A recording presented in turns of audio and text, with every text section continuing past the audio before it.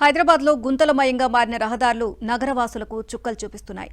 ప్రధాన రహదారులన్నీ ప్రైవేటు సంస్థల నిర్వహణలో ఉండడం, పాడైన రోడ్లను ఆ సంస్థలు పట్టించుకోకపోవడంతో తీవ్ర ఇబ్బందులు ఎదురవుతున్నాయి.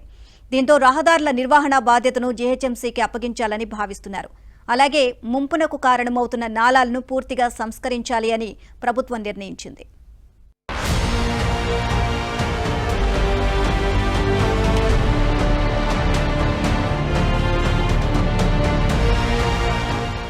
హైదరాబాద్ లో 2-3 రోజులుగా కురుస్తున్న వర్షాలకు నగరంలోని రోడ్లు గుంతలమయంగా మారాయి. సీసీ రోడ్లు, బీటీ రోడ్లనే తేడా లేకుండా రహదారులన్నీ చిత్రమయ్యాయి.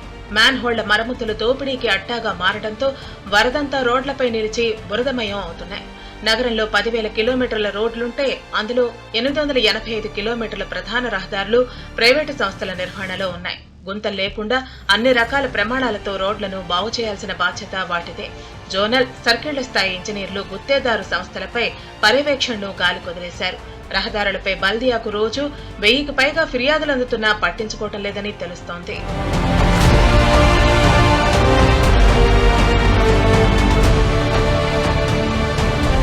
పాత బస్తీలో దాదాపు 90% కాలనీ రోడ్లు గుంతలమయంగా మారాయి. ఖైరతాబాద్ జోన్ పరిధిలోనూ అంతే. కార్వాన్, మెహదీపట్నం, నాంపల్లి, గుడిమల్కాపూర్ అంతర్గత రోడ్లపై గుంతలున్నాయి. బాలానగర్ మెట్రో స్టేషన్ వద్ద డీమార్ట్ సర్వీసు రోడ్డు మురుగుకుంటలా మారింది. ఇలా నగరంలో చాలా చోట్ల రోడ్లపై గుంతలు పడినా పూడ్చడం లేదు. అయితే రోడ్ల మరమ్మతుల విషయంలో ప్రైవేట్ సంస్థల కాంట్రాక్టు నిర్వహణ సరిగా లేకపోవడంతో వాటి గడువు ముగిశాక ఆ బాధ్యతను జీహెచ్ఎంసీకి అప్పగించాలని రాష్ట్ర పురపాలక శాఖ భావిస్తోంది. చాలా ఘోరంగా ఉంది పరిస్థితి. పోవడానికి కనీసం 30 రింగ్ రోడ్ నుంచి అక్కడ మేడిపల్లి వరకు 1 అవర్ టైం పడుతుందన్న.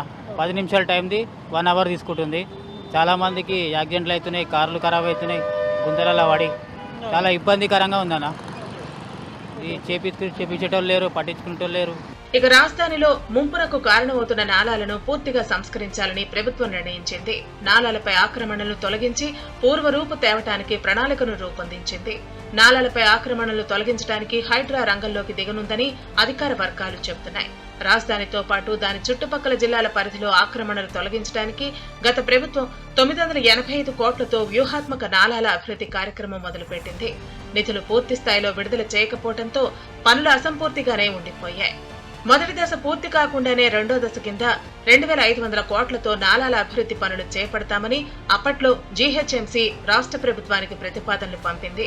మొదటి దశకే నిధులివ్వని సర్కార్ రెండో దశను పక్కన పెట్టింది. మరి ఎన్ని గుంటలు అయినాయో, ఎంత రోడ్డు ఇబ్బందికరంగా పరిస్థితిలో ఉందో మీరు కూడా మరి చాలా పొద్దున్న నుంచి మీ వీడియో తీస్తూ ఉన్నారు. మరి ఉప్పల్లో నివసించే ప్రజలకు నిజంగా కూడా ఎప్పుడు మోక్షం కలుగుతుందో, మరి ఆ భగవంతుణ్ణి మరి తపస్సు చేయాలో, మరి ఎలా చేయాలో మాకు కూడా అర్థం కావట్లేదు. ప్రస్తుతం రాష్ట్రంలో అధికారంలో ఉన్న రేవంత్ సర్కార్ తక్షణం నాలాల వ్యవస్థపై ప్రత్యేక దృష్టి పెట్టింది. దీనిపై ఇటీవల సీఎం రేవంత్ రెడ్డి రాష్ట్ర పురపాలక శాఖ ముఖ్య కార్యదర్శి దానకిషోర్ తో చర్చించారు. నిధులు విడుదల చేస్తే తక్షణం పనులను మొదలుపెట్టి వచ్చే వర్షాకాలం నాటికి పూర్తి చేయొచ్చని దానకిషోర్ సీఎంకు వివరించారు. దీనికి అంగీకరించిన సీఎం నాలాలపై ఆక్రమణ తొలగింపు, ఇతర పనులకు 650 కోట్లు విడుదల చేయాలని నిర్ణయించారు.